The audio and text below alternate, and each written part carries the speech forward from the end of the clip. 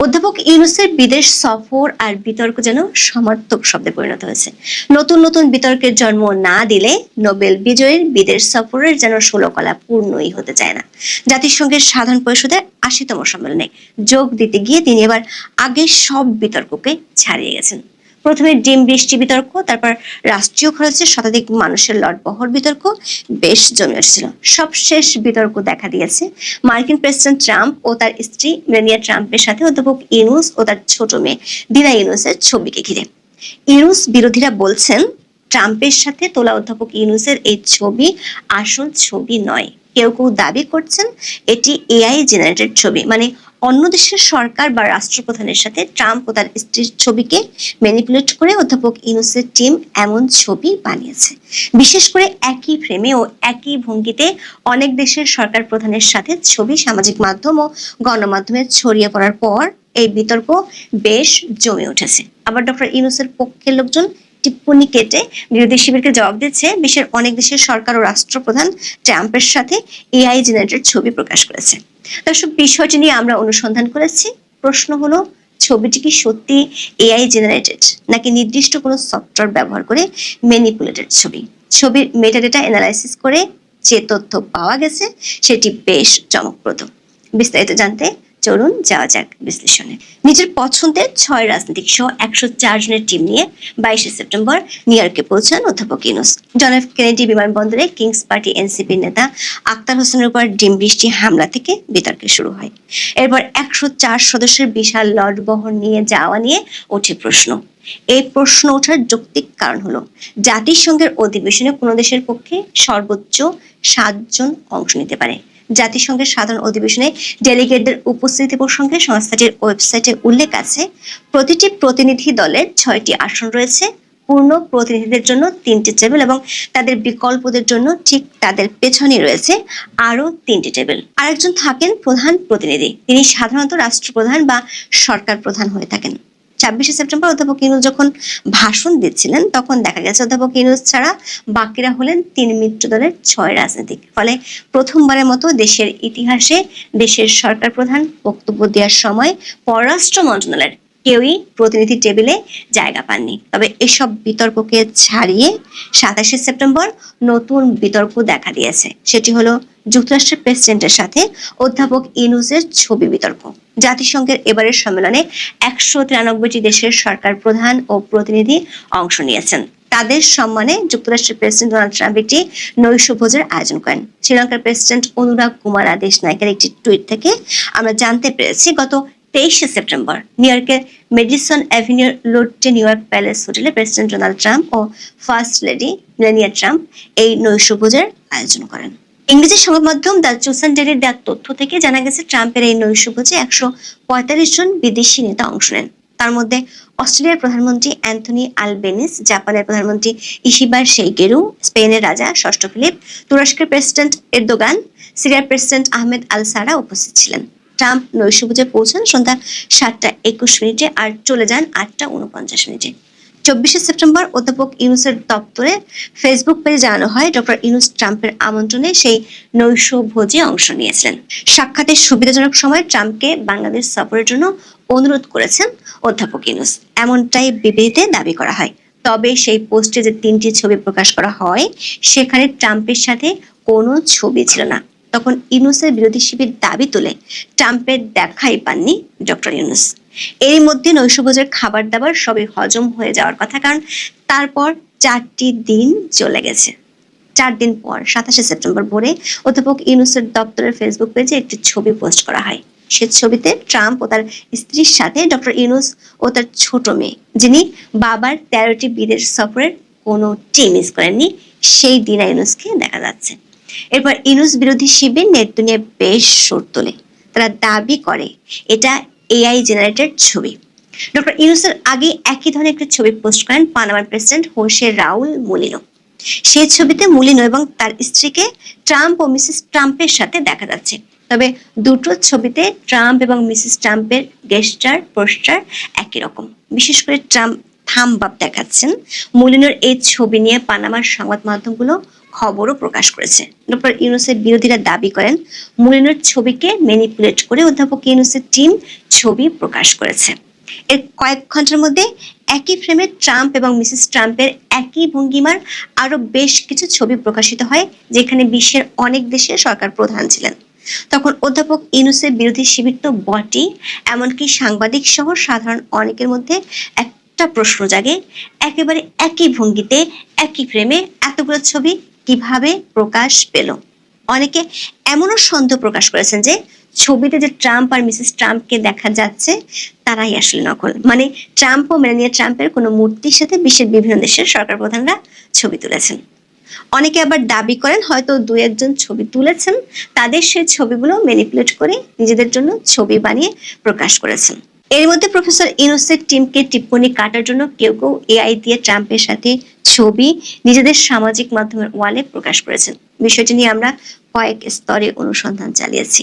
আমাদের অনুসন্ধানের প্রথম বিষয় হলো ট্রাম্পের সাথে ছবি কোন দেশের সরকার প্রধান প্রথম প্রকাশ করেছেন। আমাদের অনুসন্ধান বলছে পানামার প্রেসিডেন্ট হোসে মুলিনের ছবিটি প্রথম ছবি নয়।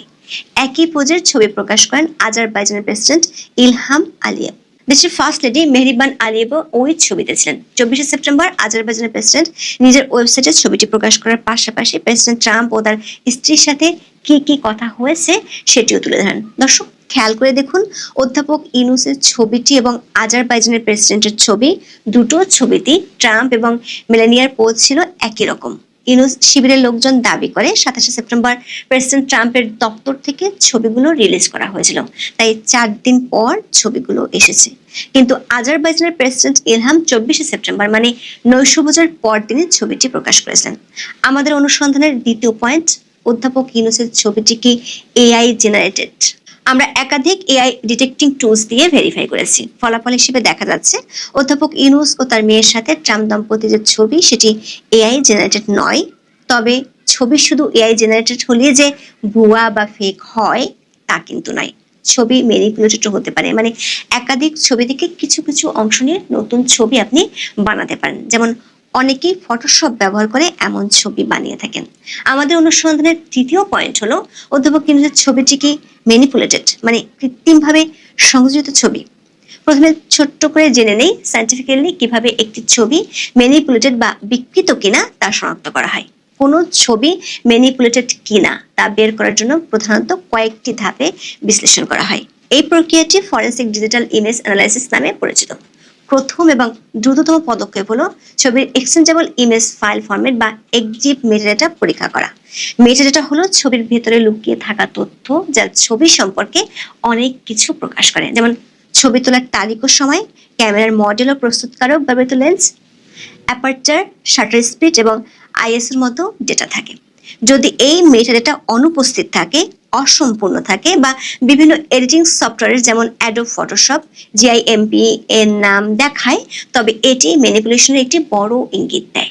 দর্শক, ডিজিটাল ক্যামেরায় বা স্মার্টফোনে তোলা একটি সাধারণ জেপিজি ছবির সবচেয়ে গুরুত্বপূর্ণ মেটাডাটাগুলো অধ্যাপক ইউনূসের ছবিটিতে আমরা খুঁজে পাইনি। কমপক্ষে 5টি সফটওয়্যার দিয়ে আমরা মেটাডাটা খুঁজেছি। এর অর্থ হলো ছবিটির মূল এক্সিট ডেটা ইচ্ছাকৃতভাবে সরিয়ে ফেলা হয়েছে বা ছবিটি এমন একটি প্রক্রিয়া সেভ করা হয়েছে যা এই ডেটাগুলো মুছে দেয়। ছবির ইতিহাস বা উৎস গোপন করার জন্যই সাধারণত এমন করা হয়, যা ম্যানিপুলেশনের একটি শক্তিশালী ইঙ্গিত দেয়। একটি ছবি ম্যানিপুলেটেড কিনা তা জানার জন্য দ্বিতীয় ধাপে আপনাকে জানতে হবে এরর লেভেল অ্যানালাইসিস বা ইএলএ। ইএলএ একটি শক্তিশালী কৌশল যা ছবির বিভিন্ন অংশের কম্প্রেশনের হার পরীক্ষা করে। জেপিজি ফরম্যাটে ছবি সেভ করার সময় তথ্য হারানোর ফলে প্রত্যেক পিক্সেলের একটি নির্দিষ্ট এরর লেভেল তৈরি হয়। অধ্যাপক ইউনূসের ছবিটিতে ইএলএ এরর থাকায় প্রোফাইল ইনকনসিস্টেন্সি পাওয়া গেছে। এর অর্থ হলো ছবিতে যে প্রোফাইল ডেটাগুলো রয়েছে সেগুলোর বেশিরভাগই ম্যানুয়াল বা জেনারেটেড। তৃতীয় ধাপে আমরা চেক করেছি আইসিসি প্রোফাইল ও জেপিজি অসঙ্গতি। অধ্যাপক ইউনূসের ছবিটি জেপিজি ফরম্যাটে আছে, কিন্তু এটি একটি আইসিসি প্রোফাইল অন্তর্ভুক্ত করেছে যা ছোট্ট সিএমএস দ্বারা তৈরি। এই প্রোফাইলটি সাধারণত কালার কারেকশন বা প্রিন্টিং এর জন্য ব্যবহার করা হয়। তার মানে অধ্যাপক ইউনূসের ছবিটিতে কালার কারেকশন করা হয়েছে। ছবিটি যে এডিট করা হয়েছে তার বড় একটি প্রমাণ হলো জুম করলে অধ্যাপক ইউনূসের সাথে ছবিটিতে ট্রাম্পের ব্লেজারের ডান হাতটি মনে হবে ছেঁড়া। আমরা আরো 5টি একই রকম ছবি পরীক্ষা করে দেখেছি, যেগুলো গ্লেজারের ডান হাত ঠিক আছে। যদি সত্যি ছেঁড়া না হয় তাহলে এটি পরিষ্কার। ছবিটিতে কালার কারেকশন সহ অনেক কাজ করা হয়েছে। দর্শক, আমরা একাধিক সফটওয়্যারের সাহায্যে ছবিটার যে মেটাডেটা তথ্য পেয়েছি তাতে দেখা যাচ্ছে যদি অধ্যাপক ইউনূস ও তার ছোট মেয়ের ছবি তুলেও থাকেন, তা সত্ত্বেও যে ছবিটি সরবরাহ করা হয়েছে সেটি ম্যানিপুলেটেড। ছবিটি আসল উৎস থেকে আসার পর এমনভাবে প্রসেস করা হয়েছে যেখানে গুরুত্বপূর্ণ শনাক্তকরণ ডেটা মুছে ফেলা হয়েছে এবং কিছু নকল প্রোফাইল ডেটা যুক্ত করা হয়েছে। তবে ছবিতে কোনো ক্লোন ডিটেকশন পাওয়া যায়নি। পুরো ছবিতে এই একটি যুক্তি ইউনূসের পক্ষে যায়, কিন্তু ছবিটি যে অরিজিনাল নয়, এডিটেড, তা মেটাডেটা অ্যানালাইসিসে উঠে এসেছে। কারণ যে ছবিতে মেটাডেটা মুছে দেওয়া হয় সেটির অরিজিনালিটি নিয়ে প্রশ্ন আপনি তুলতেই পারেন। এখন এই পর্যন্ত। প্রীতি, সালাম এবং শুভেচ্ছা নেবেন।